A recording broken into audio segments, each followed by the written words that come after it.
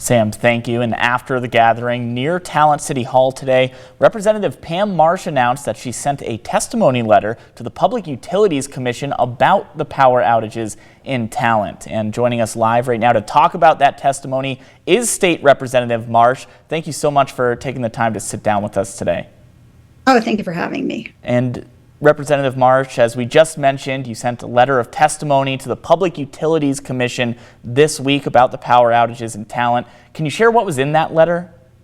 Sure. Well, the Public Utilities Commission, which is the agency that regulates our utilities, is currently operating a docket that is accepting testimony for rulemaking around the utilities mitigation plans for wildfire.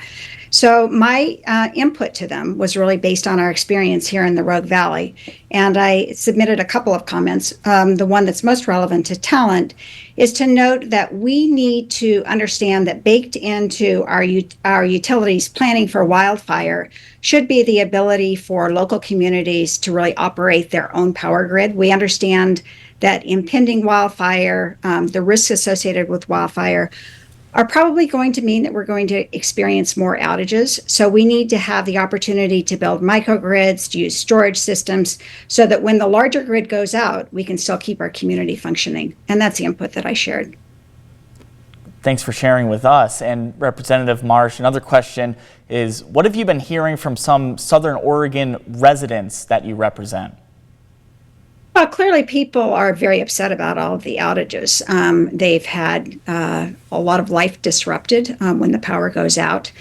And we've got to fix that. We've got to look for the short-term solutions. But we've also got to understand that our communities needs to be independent of the big utilities so that when disaster hits, we have the ability to care for ourselves. And I've gotten a lot of input as people start to think about what that longer-term horizon looks like.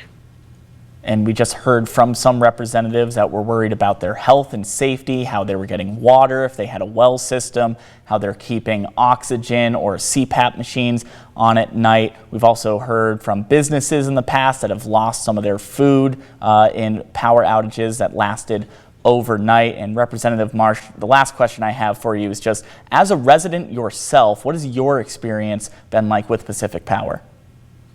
Well, I live in Ashland, which actually doesn't use Pacific Power. I have, as an elected person, I've been very closely in touch with Pacific Power as this has unrolled. I think the company is dismayed at what local residents have experienced. I think they're working hard to try to fix it.